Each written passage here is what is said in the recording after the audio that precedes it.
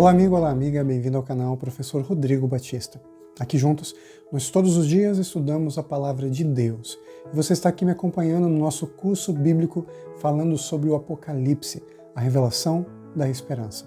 O nosso tema de hoje vai ser um tema muito interessante, muito importante, onde nós vamos falar sobre a origem do grande conflito, a guerra entre o bem e o mal, onde ele se originou, como ele começou. Essas perguntas nós vamos responder hoje no nosso curso e eu espero que você me acompanhe hoje para que a gente possa fazer esse especial aqui no nosso canal. Eu vou dividir essa lição em duas partes. Nós vamos fazer uma parte hoje e outra parte semana que vem, para não ficar muito extenso e assim a gente possa aproveitar melhor e estudar mais aprofundadamente, a palavra de Deus e essa questão, esse tema que é o grande conflito. Vamos então pegar a palavra de Deus no livro do Apocalipse e começar a estudar um pouquinho mais sobre a origem da batalha do bem contra o mal. Vamos então ao Apocalipse, no capítulo 12. Estou aqui com a minha Bíblia em mãos e vou abri-la junto com você. Espero que você também me acompanhe. Anote os textos, estude em casa, estude sempre que necessário, para que você consiga entender também a mensagem de Jesus. Apocalipse capítulo 12, versos 7 a 9. Vamos lá então ler a palavra de Deus. Versos 7 a 9. Houve peleja no céu. Miguel e os seus anjos pelejaram contra o dragão. Também pelejaram o dragão e seus anjos. Todavia não prevaleceram, nem mais se achou no céu o lugar deles. E foi expulso o grande dragão, a antiga serpente, que se chama Diabo e Satanás, o sedutor de todo o mundo. Sim, foi atirado para a terra, e com ele os seus anjos. Esse texto que nós lemos agora, Apocalipse capítulo 12, dos versos 7 até o verso 9, fala pra gente numa guerra. Uma guerra no único lugar no universo que a gente pensaria que nunca aconteceria. No último lugar que a gente pensaria acontecer uma guerra, que é no céu. E essa palavra, houve peleja no céu, é literalmente guerra, batalha, é física e não é só espiritual. Então no céu, os anjos de Deus começaram a lutar fisicamente contra os anjos que estavam ali do lado do dragão. Os anjos então entraram em conflito e surge nesse conflito dois líderes. O primeiro é Miguel, o arcanjo Miguel tão conhecido, que ali assume então a peleja, a batalha como general contra as hostes de Satanás, o inimigo que é apresentado como a antiga serpente, dragão, diabo, Satanás, o sedutor de todo o mundo. E aqui nos diz então que o mal não achou lugar no céu. Ele foi expulso. O inimigo de Deus, os anjos maus, foram expulsos do céu. E não tendo onde viver lá no céu, eles procuraram então um lugar no universo em que eles pudessem estabelecer o seu reino. E infelizmente sobrou pra gente. Adão e Eva lá no Jardim do Éden, no Gênesis, eles aceitam esse convite do inimigo de Deus e fazem com que essa batalha que começou no céu, ela continue até os nossos dias e vai até o final do mundo mesmo, aqui no nosso planeta, nosso mundo, nosso pequenininho mundo azul, nesse pequeno universo que temos vivido, em que nós vivemos, sofremos, lutamos, passamos por tantas dificuldades, passamos por lutas, momentos de alegria também, mas tudo isso, esse conflito que a gente vive, essa batalha viva entre o bem e o mal. Veja, meu querido amigo, minha querida amiga, nós estamos num cenário hoje em que o mundo está em colapso. Vários países estão se levantando uns contra os outros, Israel, Palestina, aí se mete ali o Irã, que também começa a agir de forma bélica, além de patrocinar também muitos grupos que não são exatamente bons, são grupos extremistas que querem atacar o povo de Israel, lá, os israelitas, na verdade, na terra de Israel, apoiando os seus inimigos. Nós temos também ali Ucrânia e Rússia entrando sempre em combate, luta, a Ucrânia devastada por causa dessa guerra. As insinuações de guerra da China, outros lugares também que estão se assanhando para a batalha. Parece que esse espírito bélico, esse espírito de luta, de ódio, de conquista, ele permanece até os nossos dias. Nós, seres humanos, não aprendemos muita coisa desde que o mal entrou no nosso mundo. Pelo contrário, nós aceitamos esse mal através da violência que praticamos como ser humano, como raça. É isso que nós fazemos. Permanecemos com esse conflito. Mas mesmo no mundo de conflito, Jesus promete salvação. Jesus promete esperança. E essa é a mensagem do Apocalipse. Não é uma mensagem de guerras e destruições, calamidades, sejam elas provocadas por ação do homem ou de causas naturais, ou até mesmo sobrenaturais, mas de esperança. Jesus é aquele que nos dá a paz. Assim como o arcanjo Miguel batalhou junto com os anjos de Deus no céu para expulsar o inimigo, um dia Jesus estará nesse mundo também para expulsar o inimigo de Deus e os seus anjos. Só que dessa vez para o lago de fogo que arde para a eternidade, que é a segunda morte.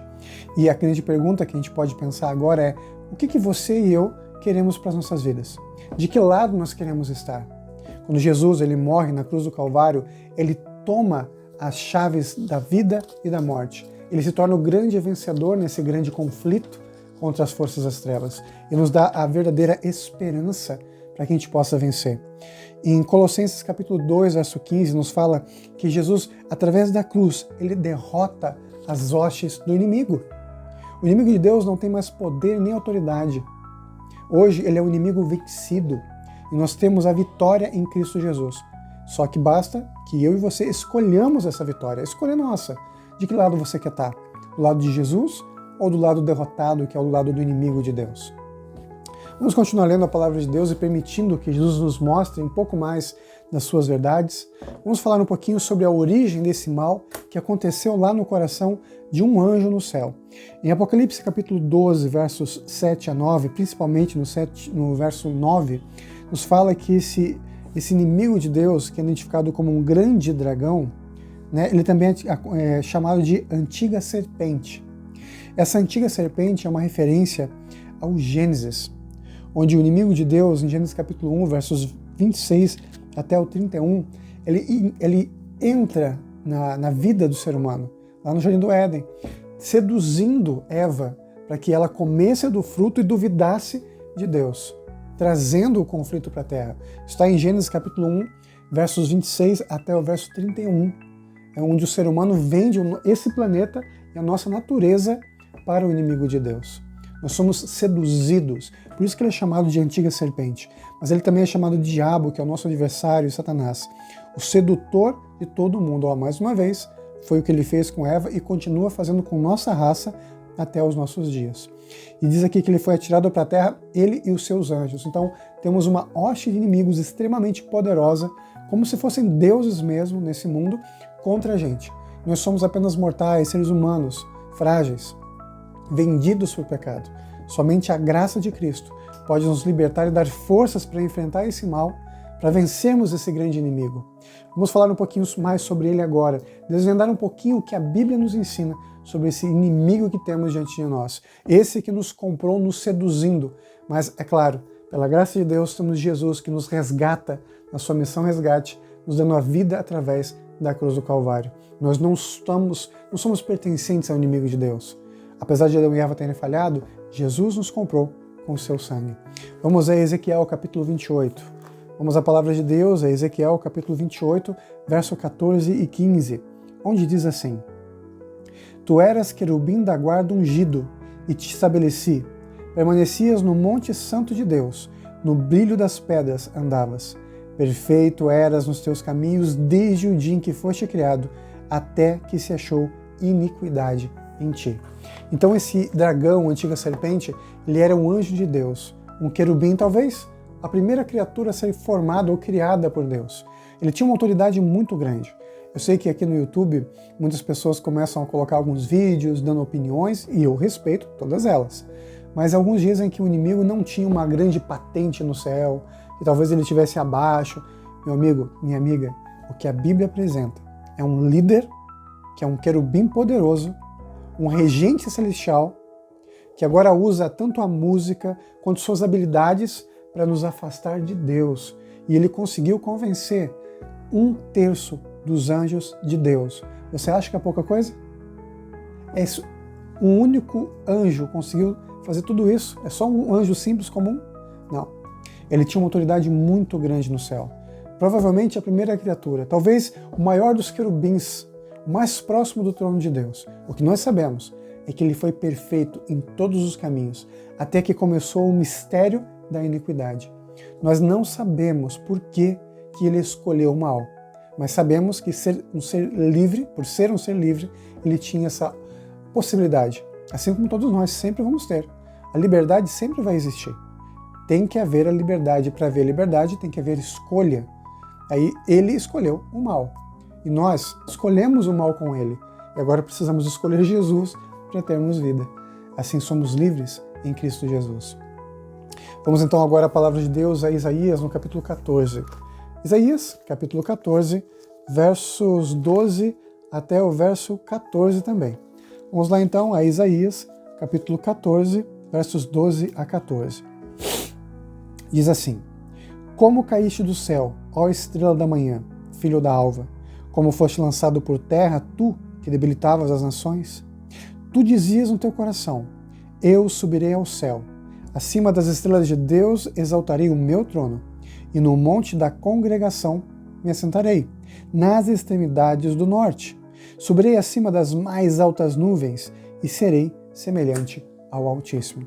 Então esse querubim, essa antiga serpente, sedutor de todo mundo, ambicionou estar na posição de Deus. Vejam, ele não queria estar acima de Deus porque isso é impossível. Deus é absoluto, mas ele queria estar na mesma posição de Deus. Tomar no coração das criaturas o mesmo lugar que pertence a Deus, ser adorado como Deus, ser amado como Deus, e não simplesmente amar o seu Criador. Ele se perdeu no meio do caminho. A vanglória, o egoísmo, o egocentrismo começou a tomar conta do coração dele, mesmo que a princípio ele nem entendesse, e provavelmente não entendeu mesmo, porque ele escolheu algo que não era natural à natureza humana, muito menos angelical, que era o pecado. Ele desenvolveu isso com o tempo. E entendendo, não foi para Jesus. Ele não clamou a Deus pedindo misericórdia. Pelo contrário, ele escolheu se afastar da presença de Deus. Que triste, quando a gente também faz a mesma escolha de se afastar de Deus, do caminho do Senhor, porque o caminho do inimigo é um caminho de morte. Quero ler com você nesse momento mais um texto da palavra de Deus em Gênesis capítulo 3, verso 4. Vamos então ao primeiro livro da palavra de Deus, a Gênesis capítulo 3, verso 4, que diz assim: Então a serpente disse à mulher: É certo que não morrereis. Deus havia dito que se eles comessem daquele fruto, eles morreriam. O inimigo de Deus, então, no primeiro momento que tem contato com Adão e Eva, no caso ali, primeiramente com Eva, o que ele faz? Ele diz o seguinte: olha, Deus está mentindo. Deus não é confiável, mas eu sou confiável.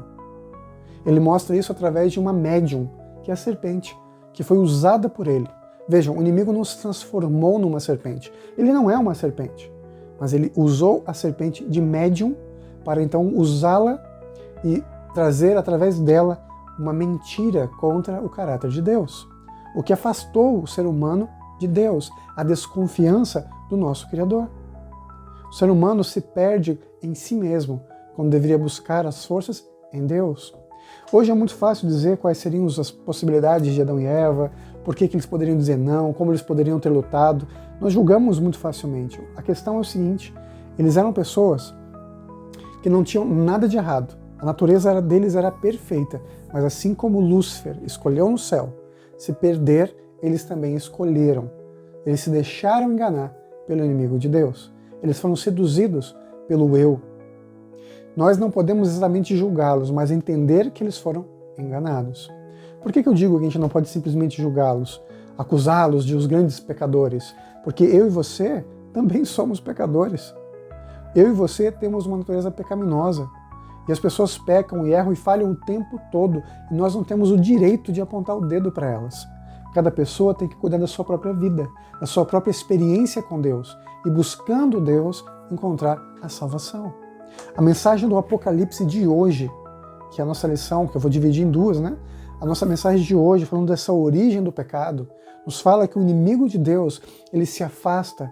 Esse é o problema do pecado. Ele nos afasta da vida, por escolha nossa. Então esse pecado se desenvolve no nosso coração, trazendo rebelião, rebeldia contra Deus, que foi o que aconteceu com ele. Começando um grande conflito, uma guerra cósmica, trazida ao nosso mundo por nossa escolha. Mas, finalmente, temos a certeza da salvação através de Jesus. A cruz do Calvário é a certeza de que somos vitoriosos. A cruz do Calvário nos dá a certeza de que teremos um céu onde não mais haverá morte, conflito, dor, mas vitória ao lado de Jesus. Para terminarmos o nosso estudo de hoje, eu quero ler com você então João, o Evangelho de João, capítulo 10, verso 10. Vamos então ao Evangelho de João, no capítulo 10, verso 10. Esse é o último texto de hoje, mas semana que vem nós vamos continuar estudando sobre a origem do grande conflito. Nós vamos falar sobre os enganos desse inimigo que temos diante de nós, contra quem estamos lutando, quais são as situações que nos aguardam agora no grande final da batalha entre o bem e o mal, porque estamos sim num grande conflito. Vamos então a João, capítulo 10, Evangelho de João, capítulo 10, verso 10. O ladrão vem somente para roubar, matar e destruir. Eu vim para que tenham vida e a tenham em abundância. Esse é o inimigo que roubou o nosso mundo através do engano, da sutileza do erro, fazendo com que Adão e Eva fossem seduzidos pelo engano. Mas olha a promessa maravilhosa de Jesus no Evangelho de João, capítulo 10, verso 10. Diz assim: Eu vim para que tenham vida e a tenham em abundância. E diz então o verso 11: Eu sou o bom pastor.